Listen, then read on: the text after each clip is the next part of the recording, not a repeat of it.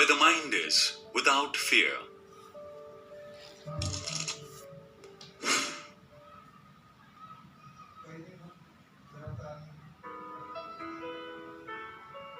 The newspapers nowadays are filled with negativity. News about robbery, theft, wars, crisis, bloodshed. Is this the free India that our great freedom fighters dreamt about? So many great souls have sacrificed their precious lives so that the future citizens live in peace and harmony. But are we really paying these immortal souls the right homage through our actions? This is one question that we all need to reflect on. This question that we all need to reflect on reminds me of the great poet Rabindranath Tagore and his penned-down poems that reflect profound humanism. Rabindranath Tagore is to Indians what Shakespeare is to the English. He was both a patriot and a global citizen. He founded Shantiniketan, which promotes naturalistic philosophy of teaching. A few of his famous works include Gitanjali, Kabuliwala, Gora, etc. He had won Nobel Prize for his work Gitanjali. The poem Where the Mind is Without Fear, which was originally composed in Bengali, has been taken from his winning anthology Gitanjali, where Tagore has sketched a moving picture of India of his imagination. The poem Where the Mind is Without Fear is a deeply sensitive and refreshing poem. It was written when India was under the British rule. The poem is a reflection of the poet's good and ideal nature and is written in the form of a prayer to the Almighty, asking him to guide the countrymen to work hard, speak truth, and take the country forward with a logical approach.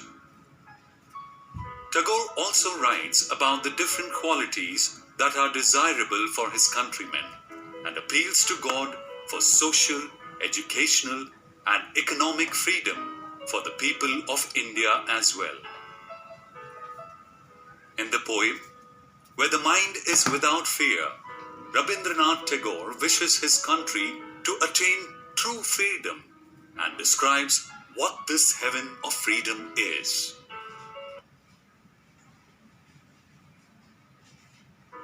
He begins by saying that the minds of his countrymen should be free from any fear and their heads should be held high in dignity. He talks about a nation where the knowledge is not restricted by narrow ideas and loyalties. He further says that knowledge should be free and everyone should be allowed to acquire it. The India of Tagore's dream is a country where her people hold their heads high, with their pride in knowledge and strength born from that knowledge, where all countrymen must come out of the age-old philosophy of constricted loyalties. People should be united, and the world should not be broken into small pieces. There should be no division based on religion, caste, creed, color, race, or any other such prejudices, not only in our own society, but in the countries of the world as well. The poet wants a country where the true words come out from the depths of the heart and are spoken out courageously for the world to hear. People should work for perfection in the clear light of reason, leaving aside all superstitious rituals, beliefs, and narrow-mindedness. Everyone should work hard for anything they desire, either for their own or for the good of the nation to reach their goal, and they should strive tirelessly till they attain full satisfaction in reaching their goals and perfection. He then compares logical thinking or reason to a clear stream and old traditional rituals and customs that are harmful to the dreary desert sand of dead habit. He says that The reasoning ability of people should not be lost or overshadowed by superstitious beliefs and prejudices. That is, his countrymen should be led by rational thinking and not by any old beliefs that are harmful. The poet wants the minds of his countrymen to be led forward by the Almighty so that they broaden their outlook, thoughts, and actions. He means that we should be generous in our thoughts and be open-minded.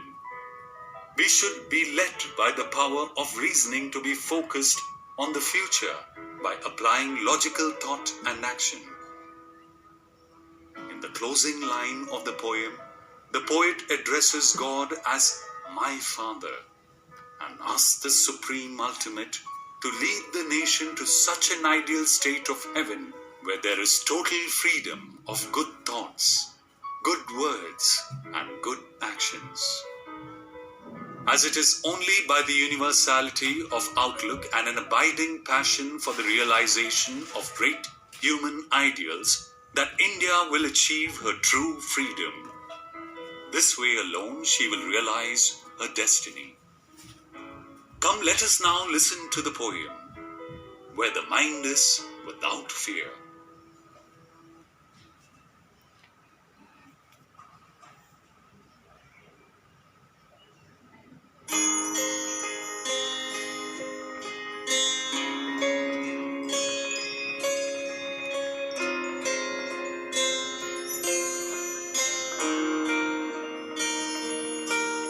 Where the mind is without fear, and the head is held high, where knowledge is free,